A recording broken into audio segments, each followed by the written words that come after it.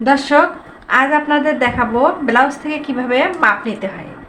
আমরা এই বোতামের যে এক্সট্রা কাপড়টা আছে এই সেলাই পর্যন্ত এখান থেকে ধরবেন, ধরে এরকম করে কাপড়টিকে মেলাবেন, মেলে এই যে এরকম করে নেবেন, নিয়ে দেখেন এই যে আমরা এই পর্যন্ত যাব, এরকম করে নেবেন। দেখেন 30, তারপরে দেখেন এখানে এটার হলো মাপ হলো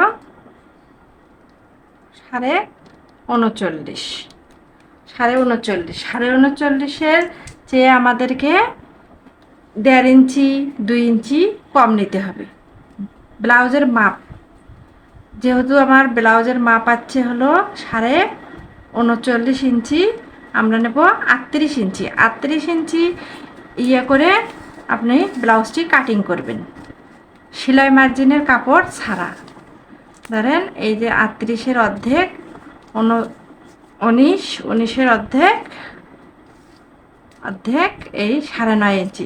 9.5 ইঞ্চি কাপড়টিকে 2 ভাঁজ করবেন, করে 9.5 ইঞ্চি নেবেন, নিয়ে সেলাই মার্জিনের জন্য 1 ইঞ্চি এক্সট্রা নেবেন, নিয়ে আপনি ব্লাউজটি কাটিং করবেন।